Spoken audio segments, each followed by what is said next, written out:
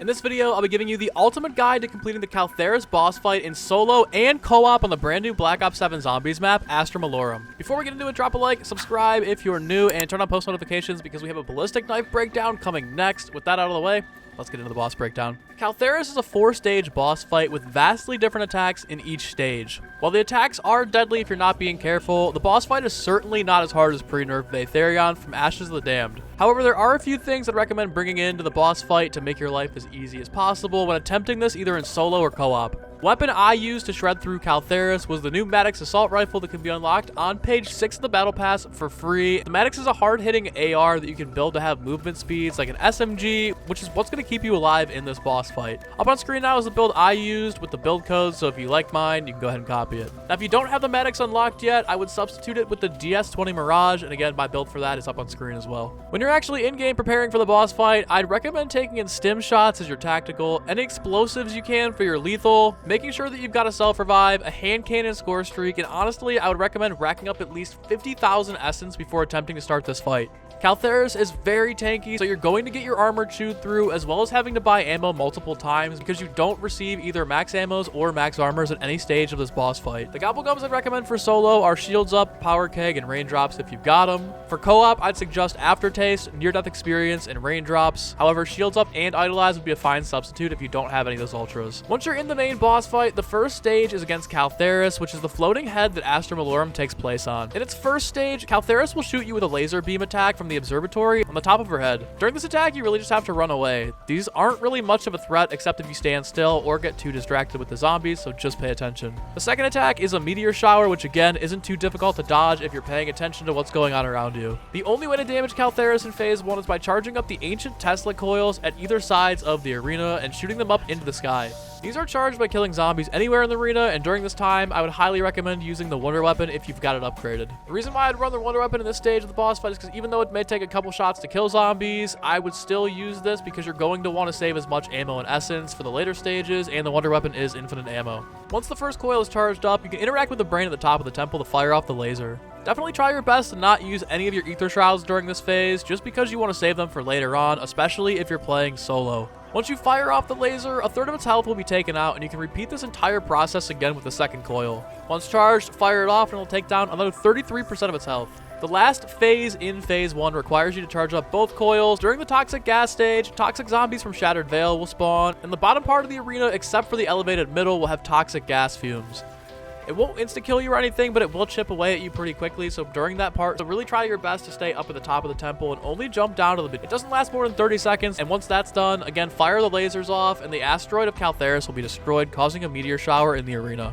In the second phase, Caltheris becomes a rock monster that can throw boulders at you as well as ground pound to damage and stun you. The way you damage her in this phase is by destroying the armor on her arms and chewing away at her crit spots. She's kind of a tank, so just keep your distance and really focus on her arms. If you're in solo, try to be on the opposite side of the arena and do your best to not jump, only slide to dash. Jumping while you're in anti-gravity slows you down and makes you an easy target for when she throws rocks or stomps you. In co-op, try to have teammates at opposite sides of the arena. She'll throw rocks at everybody, but she can only stomp one person in one area of the arena, making that the best time for the people who are away from her to focus on her heavily.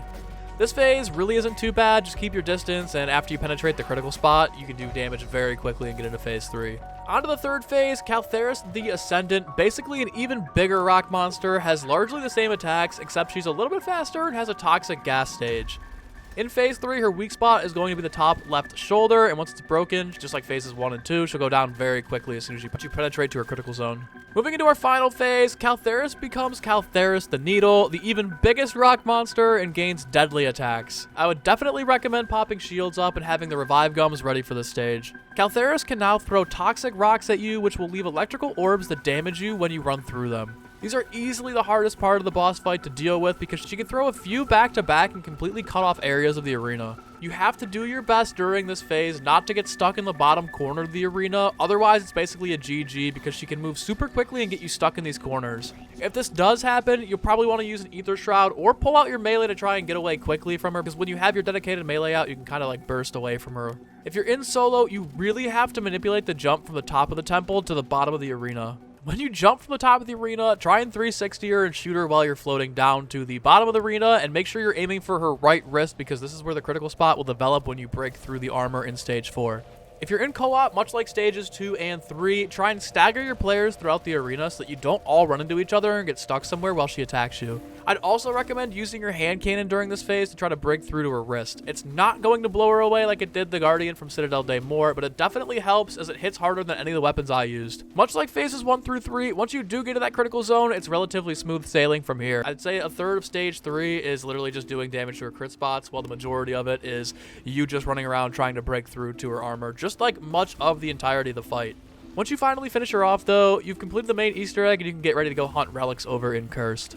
I've gone 2 for 2 in the boss fight so far, once in solo, once in co-op, but I do feel like there's probably some secret way to kind of chip away at her armor. Stages 2, 3, and 4 do take a lot of time to get through to her, but once you do break the armor, it's relatively smooth sailing. I'm wondering if there's some other sort of like weapon or an RPG or something no one's tried yet that breaks armor a little bit quicker. I'm wondering if the death machine gets put into this at some point and that becomes a really good score streak to use against her, but for the time being, it's really more of just a tanky boss fight, and that's why I suggested getting a lot of essence, because you are going to have to spend a ton of money not only trying to re-get armor, which is 10,000 a piece if you have tier 3 armor, but also 5,000 over every time you want to go ahead and pick up ammo if you're not using gobblegums especially. So yeah, this is not a boss fight that's for the faint of heart. I think personally it's a little bit easier than Vatherion. In fact, I think it's a lot easier than Vatherion, but I know people are struggling with it. This is all the information I can give you. This is exactly how I was able to go 2 for 2 on it.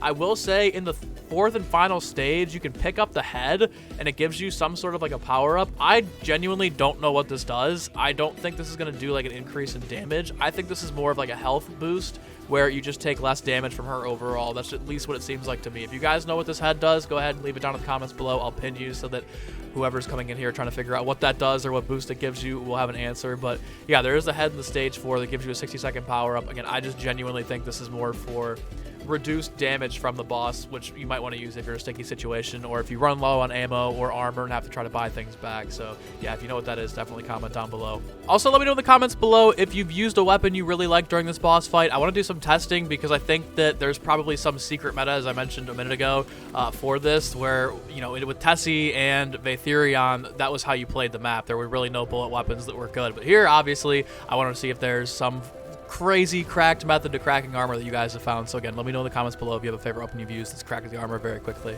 But overall, I think it's another great boss fight for the game. I hope that this one doesn't get nerfed like they did Vatherion. I personally, like I said, genuinely think this is a lot easier. It's not to say anybody is a bad player. If you're struggling with this, there is a lot of movement that has to go into this. You have to be paying attention. You honestly can't just come in here kind of like feet up like you did with Patient 13. This is definitely one you got to sit forward for and be really good with your movement. Obviously, there's no PhD slider this year that will throw you across the arena, which definitely helps, but you really got to be locked in for this boss fight. Again, it's not one that you can cruise through. But let me know what you guys think of the boss fight in the comments below. Hope you have a good rest of your day. Stay safe, stay hydrated. Peace.